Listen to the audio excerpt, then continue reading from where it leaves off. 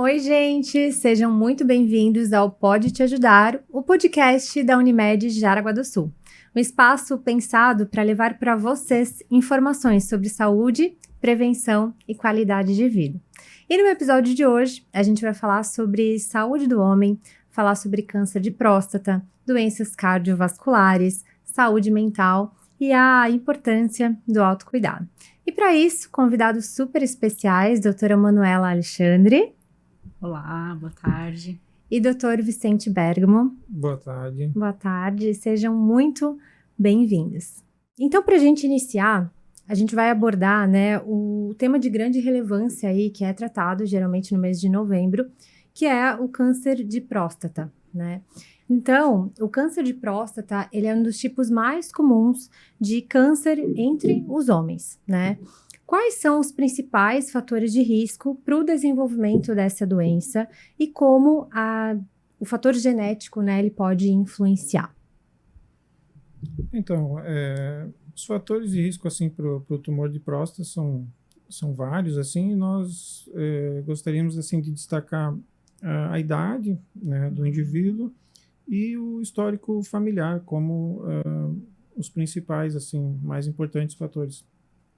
Mas existem alguns outros que envolvem hábitos de vida da pessoa e outras condições de saúde que a pessoa possa apresentar.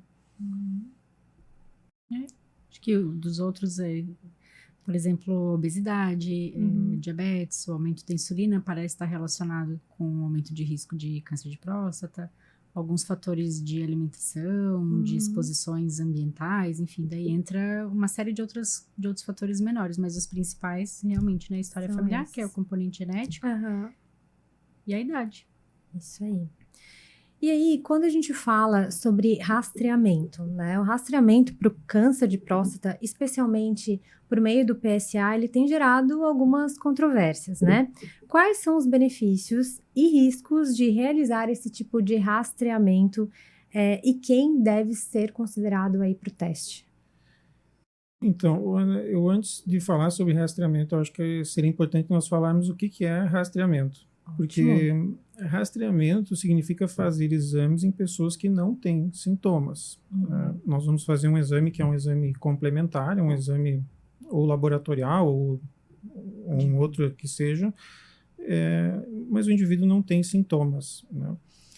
Então, em relação ao tumor da próstata, esse rastreamento é controverso porque há recomendações divergentes na literatura.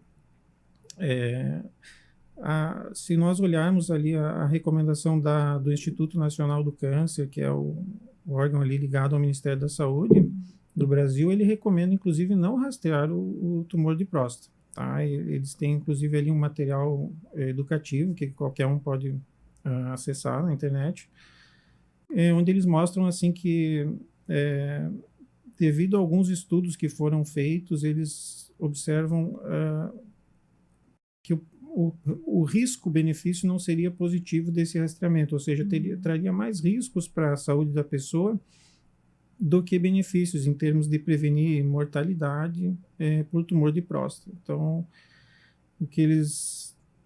o argumento deles ali é que o rastreamento acaba encontrando uma série de exames assim com resultados positivos que acabam levando a biópsias e que na maioria das vezes não revelam a presença de tumor. Então, como a biópsia é um procedimento invasivo e que, inclusive, traz um desconforto considerável para a pessoa, isso pode, então, digamos assim, trazer um malefício em virtude do rastreamento. No entanto, se nós revisarmos assim as recomendações de outros países, nós vamos ver assim que falando de Estados Unidos e da Europa, há recomendação para rastreamento, tá?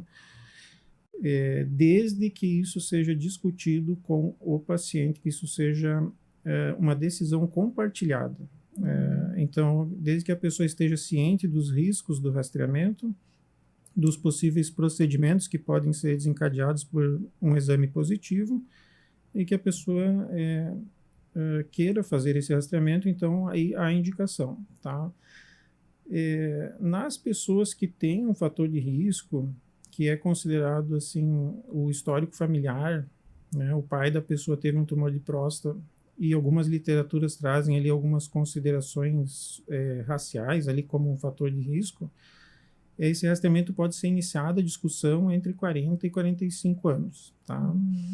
Se não houver nenhum fator de risco, poderia daí ser iniciado aos 50 anos. Que aí, falando em termos de rastreamento, é fazer o exame no sangue, o PSA.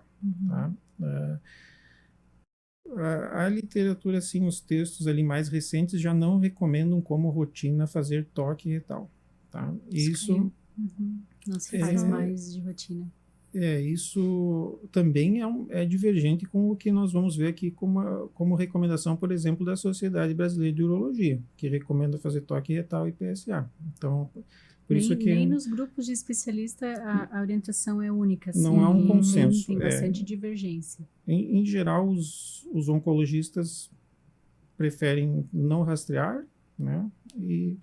E os urologistas indicam rastrear, inclusive com toque retal. Então, há alguma divergência, mas, assim, os últimos textos ali que nos trazem informações sobre rastreamento falam contra fazer toque retal, porque seria um exame que ele tem uma baixa sensibilidade, que a gente chama que é a capacidade do exame encontrar a doença em quem tem a doença, né? E ele tem uma baixa especificidade, ele não consegue excluir a doença em quem não tem. Então, acaba sendo um exame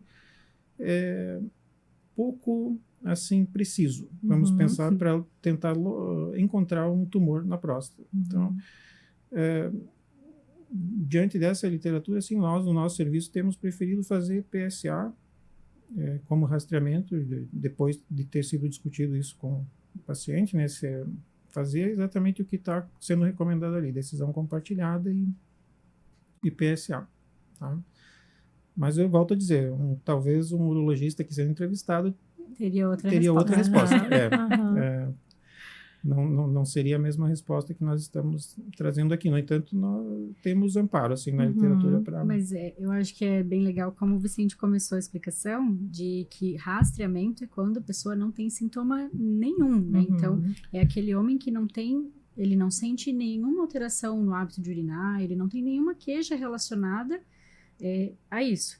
É diferente de um homem que já tem sintoma. Então, um homem que já tem alguns sintomas de irritação, que já tem que acordar à noite algumas vezes para urinar, que já percebe uma resistência, que tem que fazer força. Isso acho que deve aparecer mais para frente, a gente deve falar mais sobre isso, né? Mas o homem, quando ele tem sintomas, ele vai fazer algumas investigações a respeito desses sintomas, mas daí a gente não considera mais isso como um rastreamento em pessoas assintomáticas, muda a recomendação. E eu acho que a população, no geral, confunde muito isso.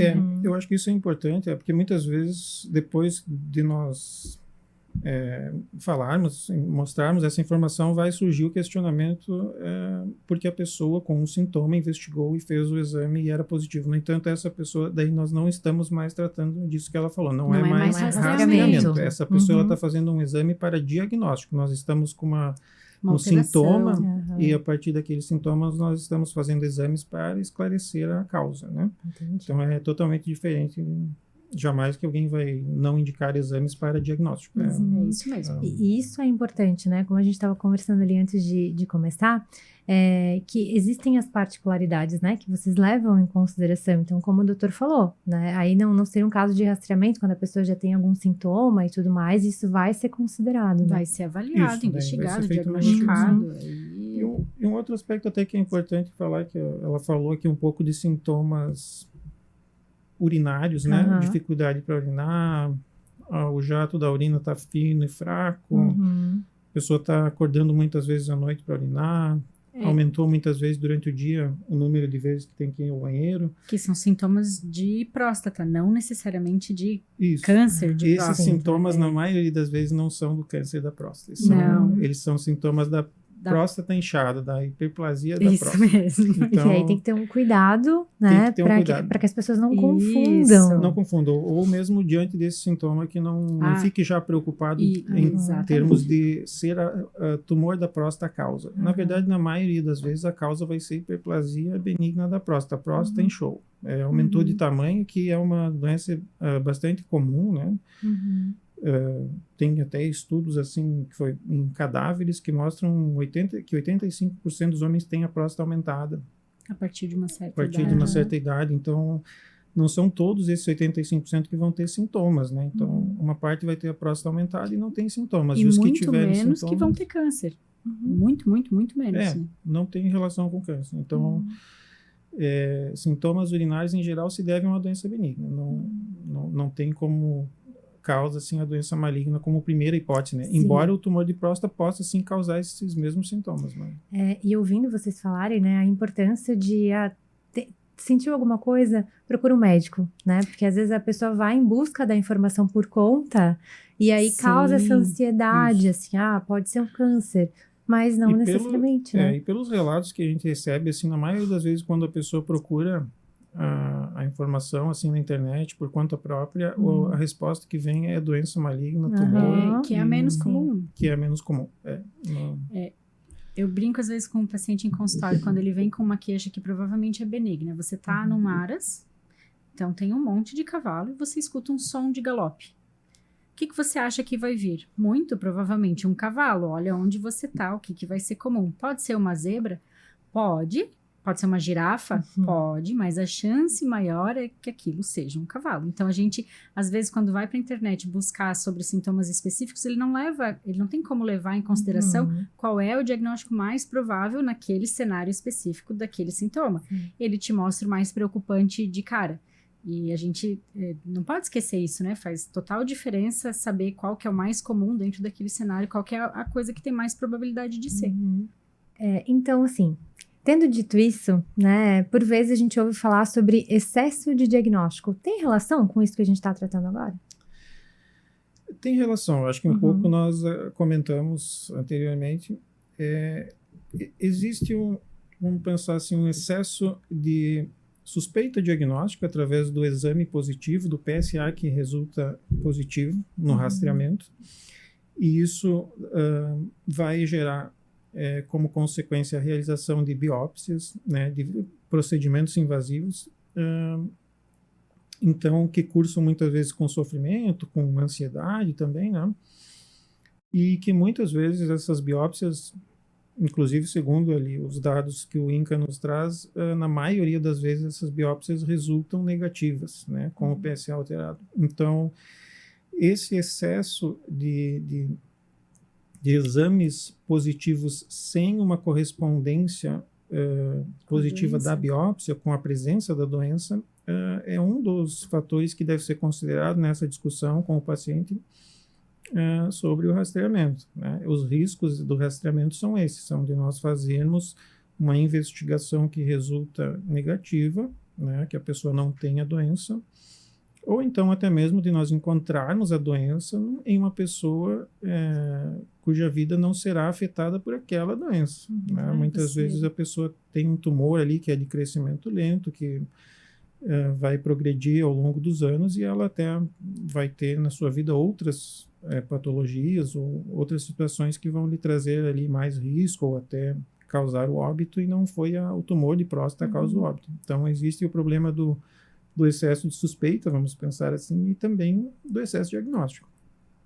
Você descobre, às vezes, uma doença até que estava em fase latente, quer dizer, ela estava ali, meio adormecida, e que talvez nunca fosse se manifestar, nunca viraria uma doença, né?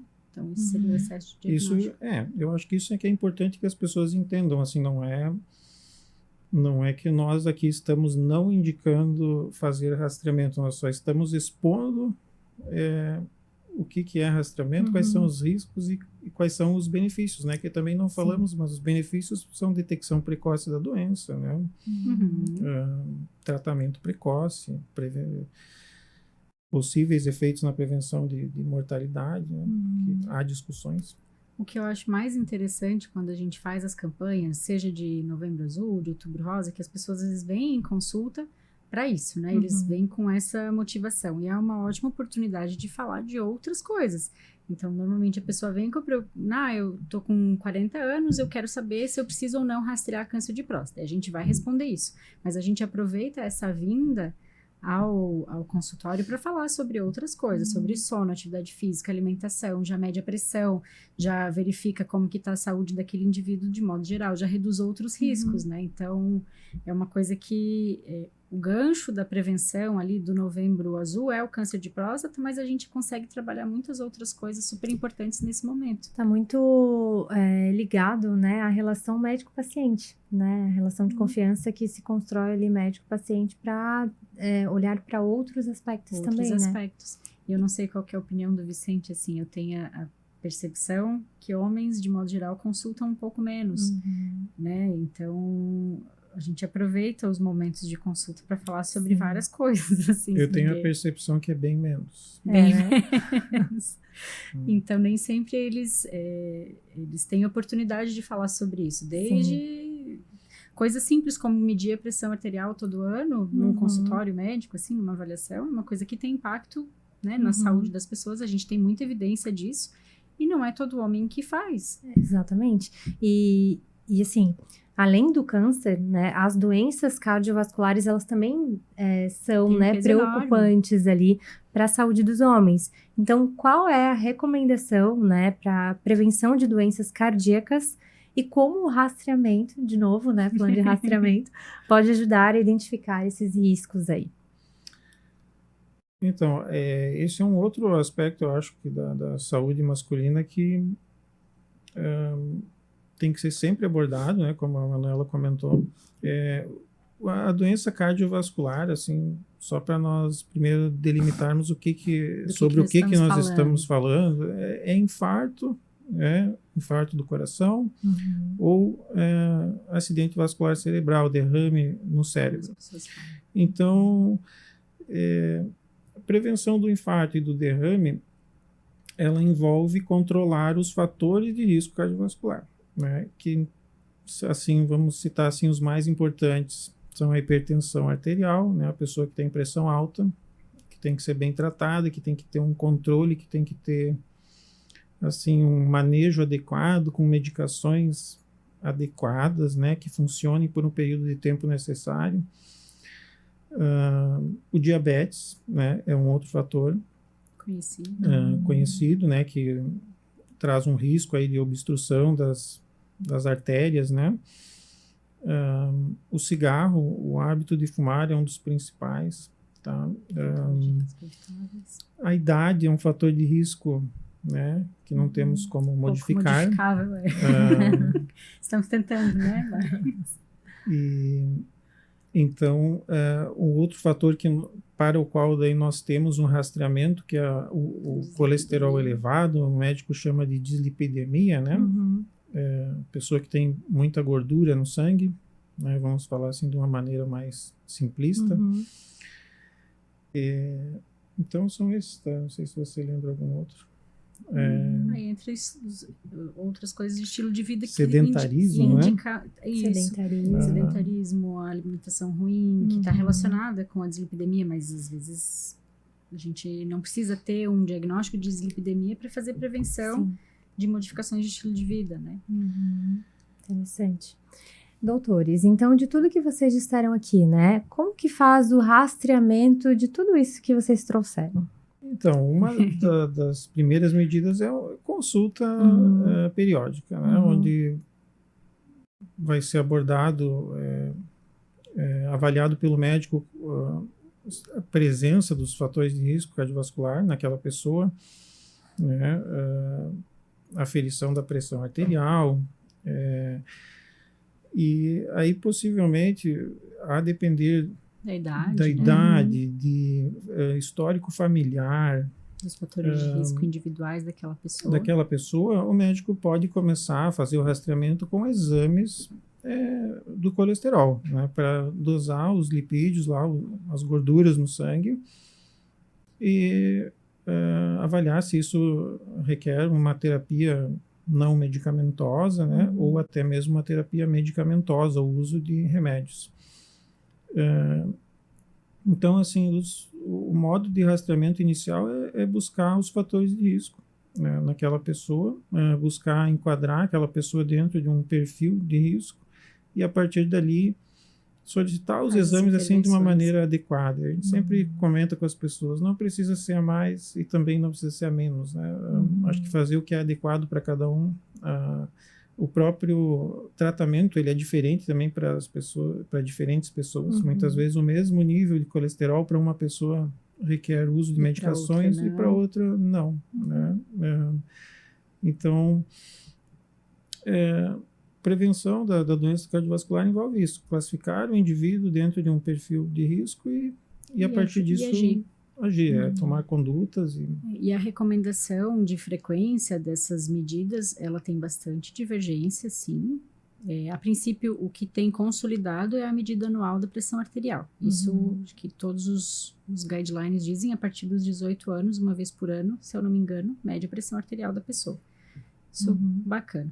De dislipidemia tem alguma variação, né? Se fala em fazer uma vez, pelo menos, entre os 20 e os 30 anos, mas também se a pessoa tem outros fatores de risco, como hipertensão, obesidade, diabetes, isso não é uma coisa geral, vai depender de que outras coisas aquela pessoa traz de fator de risco. Não sei se o Vicente vai concordar comigo, que eu vejo com uma certa frequência são pessoas sem fatores de risco adicionais, fazendo esses exames de 6 em 6 meses ou anualmente, que seria um exagero, e muitas vezes sem ter uma mudança de hábito que sustente aquela preocupação, assim. Então, eu sinto às vezes que as pessoas usam exames normais como um alvará para poder viver da forma como estão vivendo até aquele momento. Então, você pega um jovem de, sei lá, 24 anos, que não faz exercício, que fuma, que bebe, que não come muito bem, mas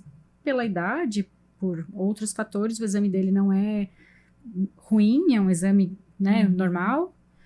E aí ele quer fazer todo ano porque ele só vai mudar os seus hábitos quando o exame alterar. É um raciocínio que não faz sentido, assim, né? E às vezes a pessoa usa, não, eu posso viver assim porque os meus exames estão normais. É uma ilusão, né? A consequência vem em algum momento, para uns mais rápido, para outros mais devagar, mas você está semeando um envelhecimento que não é bom, né? Então, se você vive mal, seria estranho você esperar que você vai envelhecer bem. Pode acontecer, até pode, mas, né? Não é uma lógica que faça sentido, assim. Então, talvez nos jovens o recado seja: cuide dos seus hábitos e consulte quando for oportuno. A partir dos 35, a gente encurta um pouco essa recomendação. Passa a ser a cada 3 anos, né, Vicente? Também vai depender de outros fatores de risco. Exato. Se a pessoa tiver um fator de risco, ela pode entre os 20 e 25 anos começar, né? Se ela não tem nenhum fator de risco, ela poderia até aguardar os 35 anos para começar a fazer um o primeiro exame, né? periódico. E depois até os 40 pode ser bianual, a cada 3 trianual, anos também. Né? Depois dos 40 anos, anual. Não é uma... E as pessoas também fazem uma coisa engraçada, elas vêm com os seus exames, daí elas olham o valor de referência, e às vezes elas fazem os exames por conta ou no periódico da empresa. Não, sempre foi bom. Aí você vai ver a série de exames dos últimos, sei lá quantos anos, alguém aí de 40, 45, e já estava mais de 5 anos aquele exame fora do que seria indicado para aquele risco cardiovascular. Porque o valor de referência, ele não te diz o risco daquele indivíduo, que a gente precisa ter para interpretar o exame. Então, não tem como você ter um exame dito como normal se você não sabe de quem é aquele exame. Porque, como o Vicente falou antes, exames diferentes para pessoas diferentes vão ter alvos diferentes. Uma pessoa que já infartou, que já teve um problema no coração, que já teve uma condição, que ela tem um risco cardiovascular alto, que a gente considera pela calculadora de risco lá que a gente usa, ela tem uma meta de colesterol para ela.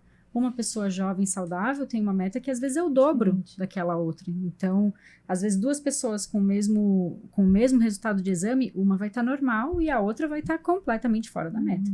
Então, talvez, né, não ficar vendo os exames por conta, não fazer exames por conta, para você não desperdiçar sangue, energia, tempo, dinheiro, e sim ter um raciocínio por trás da solicitação daquele exame, mais do que só para ver como é que tá. Né, e de novo, né, encontrar um profissional médico que te confie, guie, né, para te guiar aí na tua jornada de saúde, isso é super importante, né? Eu, ainda dentro disso que você falou, eu só queria de novo reforçar, assim, nós estamos aqui falando em termos de não repetir exames em pessoas que não têm doença. Perfeitamente. Fazendo rastreamento os em gente exames saudável, estão né? com resultados bons e nós continuamos, aí vamos dar continuidade ao rastreamento. É isso, não é uma pessoa que tem um colesterol muito elevado, que é diabético, que está com uma alteração, que tem uma dor no peito.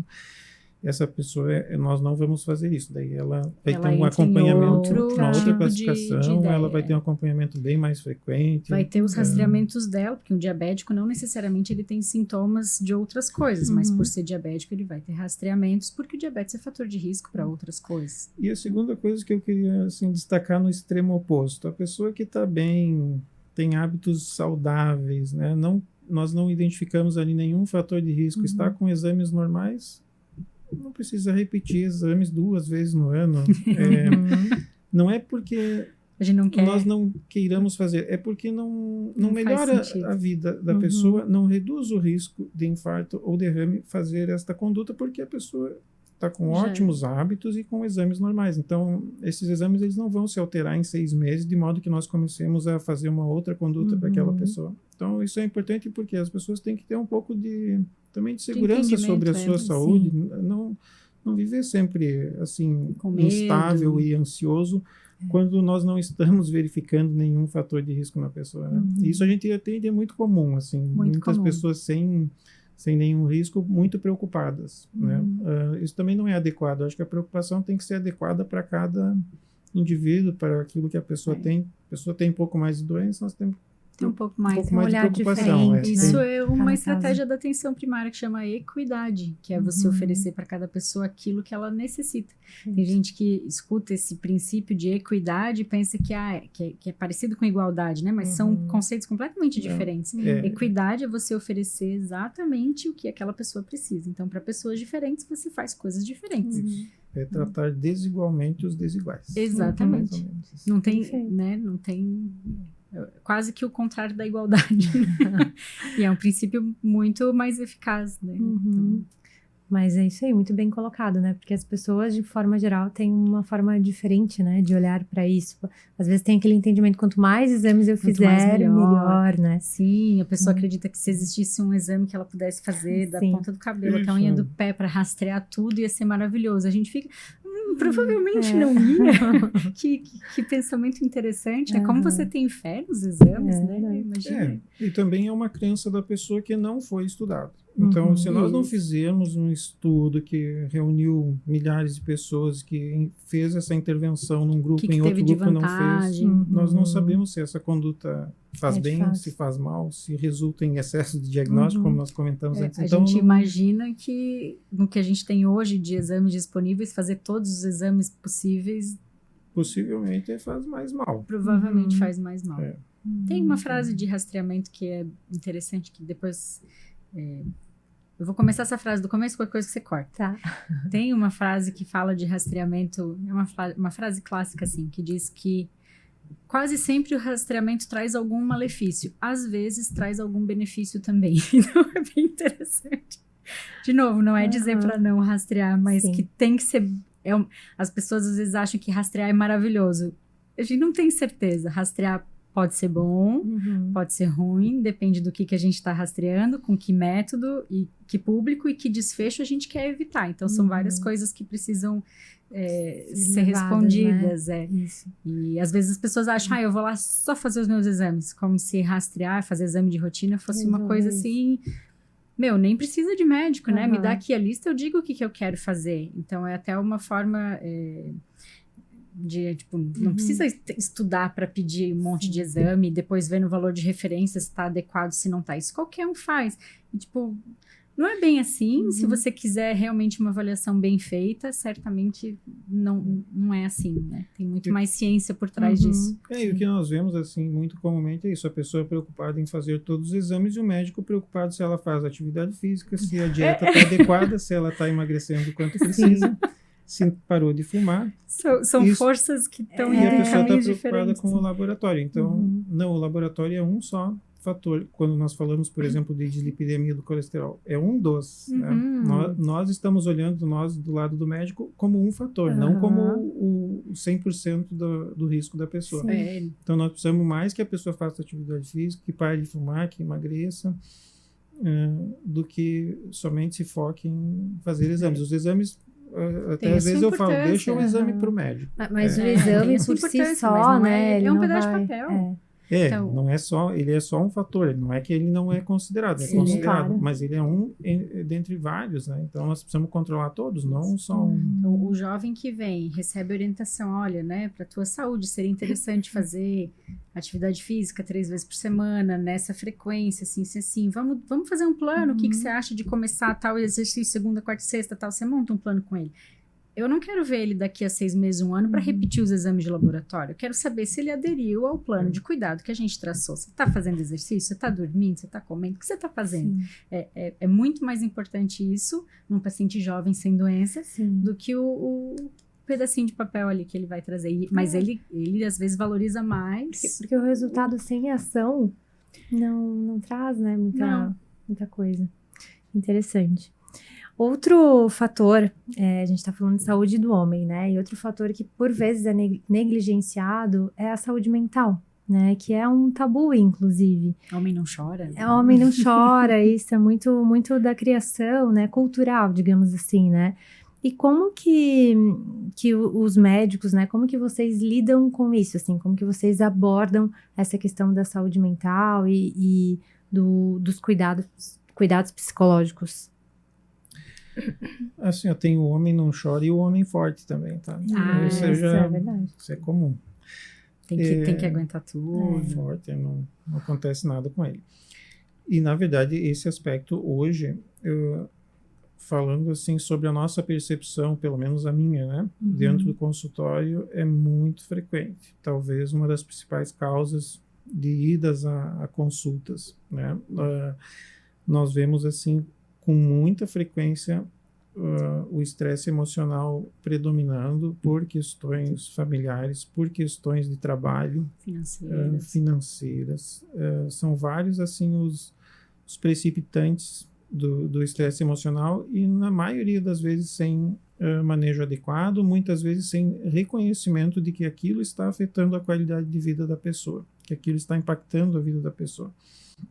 Então, nós temos procurado, eu acredito que a Manuela também, com frequência, abordar esse aspecto e também trazer isso para a pessoa como um problema. Né? Conscientização até.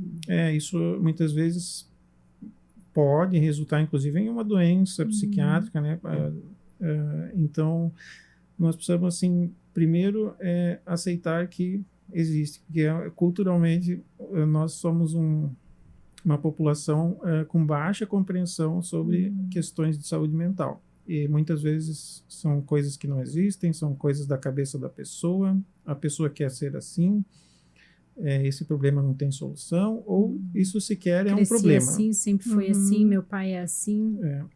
E muitas vezes a gente vê, inclusive, consultas lá no pronto-socorro, a gente vê a pessoa parando no hospital e, na verdade, a situação está sem manejo há muito tempo. Então, me chama a atenção, assim, em consultório, que quando vem um homem com uma queixa de sofrimento, né, relacionado à saúde mental, o sofrimento já começou há muito tempo. Então, ele já está numa situação estressante e muitas vezes insustentável, com comprometimento aí de funcionalidade, de estilo de vida muito ruim há muito tempo.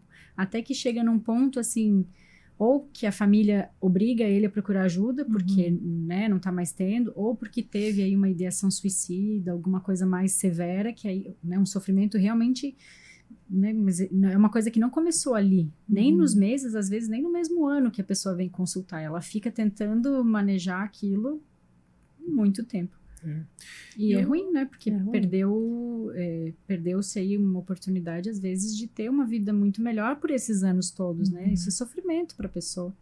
E um outro aspecto que é importante a gente ressaltar no que se refere a estresse emocional e saúde mental é a medicalização da vida. Né? Uhum. A gente chama assim, É um bom tema. tudo se torna também, quando reconhecido, Doença e alvo de uso de medicações. E muitas vezes nós temos que pensar que aquilo nem sempre requer o uso de medicações. Muitas vezes é assim, uma pessoa que requer terapia, ajustes de vida mesmo. ajuste na sua vida, procurar identificar quais são os fatores que estão precipitando aquela situação.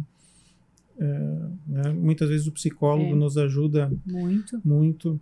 E daí, é claro, há situações, a depender dos sintomas, do diagnóstico que é feito no consultório, que requerem uso de medicações. Inclusive, nós somos prescritores lá dessas medicações. Sim.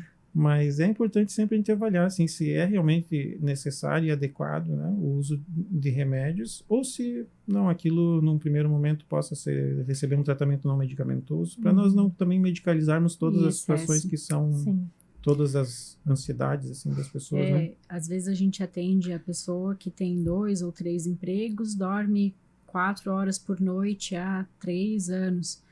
Isso é privação de sono, a gente tem conhecimento do impacto que isso traz para a saúde mental. Uma pessoa que tem uma privação de sono tão prolongada e tão consistente, ela vai ter consequência, né? Não tem como. Então, às vezes, o primeiro passo é entender por que a pessoa está vivendo daquele jeito e tentar ajudar ela a achar outras estratégias, assim, só, olha, acho que esse estilo de vida seu, ele não é sustentável, nem a curto prazo, muito menos a médio e a longo. Você já viveu 3 anos assim, mas acho que chegou o momento de você revisitar aí as suas prioridades, né? Porque você, né, isso não tem como se manter assim. Tá encurtando a tua vida e piorando a qualidade dela. Aí, às vezes, a pessoa diz, não, eu vou sair desse aqui, eu vou modificar isso, eu vou... E aí vem 3 meses depois, não, eu fiz essa mudança, reduziu muito o meu sofrimento, eu tô dormindo melhor, né, tô bem, aqueles pensamentos diminuíram, né, Isso, a solução do problema muitas vezes passa por isso, modificar hábitos de vida, retirar manejar o fator precipitante, né? E às vezes as pessoas não conseguem fazer isso sozinhas, porque não enxergam onde que está o problema. E nem que, às vezes, a gente precisa de uma luz externa. Olha, você não precisa viver assim, né? Tipo, vamos rever aí como é que tu tá organizando as coisas, o que realmente é importante para ti. E usar medicações quando tiver indicação. Também isso faz parte, isso evita muito problema, assim, inclusive de ir ao hospital, pronto-socorro. A gente vê, né, às vezes melhora muito a qualidade de vida da pessoa com remédios também. Então tem que classificar bem aquela situação para poder tomar uma conduta adequada, né? E da parte do paciente perceber-se, talvez, né, melhor, se aquilo lhe parece estar tendo uma conotação de doença, né? E procurar o médico, porque... E entender, né, que saúde mental também é assunto de homem. Acho que é vencer esse tabu, esse preconceito aí que tá... Na verdade, não existe ser humano forte, nem fraco, nem que não chora, nem que chora. Todos choram, são fortes, são fracos. Não há muita... Isso é uma questão cultural que vem... Vamos tentar... A única inteligência que não sofre é artificial. Nós sofremos. É verdade. Em graus variados, nós sofremos. Então, estamos chegando ao fim do nosso podcast, né? E eu queria pedir para vocês, doutores, uma mensagem aí para os homens, né? Falando sobre cuidado, prevenção e saúde do homem mesmo. Assim, Ana, eu queria deixar como mensagem que o homem comece a entender que tem um benefício em fazer prevenção, que a prevenção que nós chamamos assim prevenção primária, né, prevenir doenças antes de que qualquer sintoma tenha surgido, de que qualquer evento tenha acontecido, é algo que traz um benefício assim para a saúde da pessoa a longo prazo, que melhora a qualidade de vida. Então, que a pessoa pense assim, vamos pensar assim, similar ao que as mulheres pensam melhor do que os homens, que deve ser feito uma abordagem preventiva em relação à saúde do homem. Então, isso que nós estávamos comentando aqui, que talvez a pessoa entre 20 e 25 anos faça uma consulta, a pessoa que não tem nenhum fator de risco aos 35 anos faça uma consulta, e que principalmente após os 40 anos que a pessoa faça uma consulta anual e tenha um médico que lhe acompanhe e que identifique nela possíveis fatores de risco, ou então que os exclua e lhe tranquilize, e que possa, desse modo, a pessoa ter uma longevidade assim, com mais qualidade, né? E não a pessoa somente assim consultar quando tiver um sintoma ou quando foi outra pessoa que solicitou que a pessoa consulte. Então, que faça, a nossa mensagem hoje, eu acho, é mais assim, que faça a medicina preventiva, né? Que faça medidas preventivas para a sua saúde. Sejam mais ativos nesse processo de cuidar da própria saúde, não apenas quando tem algum problema, né? Exatamente isso que ele falou. Eu vou puxar a sardinha um pouquinho.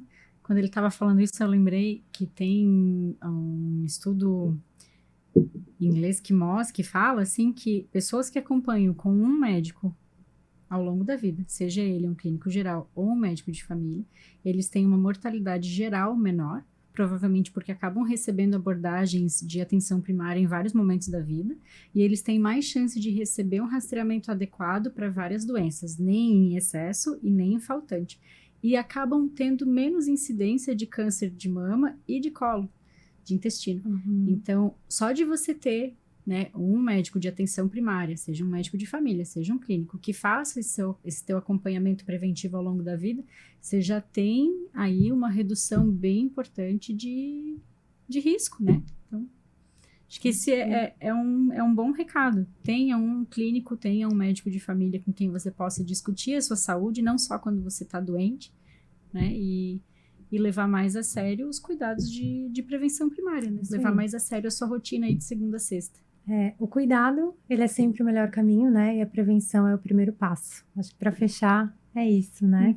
Então, doutora Manuela, doutor Vicente, muito obrigada, né, pela presença de vocês. Foi um bate-papo riquíssimo, eu tenho certeza. Obrigada pelo convite. Imagina. Eu que agradeço também. Nós temos sempre interesse em expor as informações, né? Não é uma imposição, é uma conversa. É uma conversa e que esclareça o máximo possível, porque isso melhora a vida da pessoa e facilita o nosso trabalho. Eu acho que quanto mais compreensão as pessoas tiverem, melhor para todo mundo. É mais fácil tomar as condutas adequadas quando todos estão entendendo. E mais protegidas elas estão do excesso de coisas, né? Do excesso e da falta também. Do excesso da falta. É que hoje a gente está aqui, né? Tem bastante excesso. Tem bastante excesso. E tem algumas faltas. Algumas faltas também que a gente identifica assim, então... São as duas coisas que a gente pode mitigar aí com informação de qualidade. Então, tá bom. Muito obrigada. Se você gostou desse podcast, desse conteúdo, compartilha com seus amigos, familiares e continue acompanhando aí os próximos episódios. Lembre-se de seguir a Unimed Aragua do Sul no Spotify, no YouTube e no Instagram, tá bom? Até a próxima!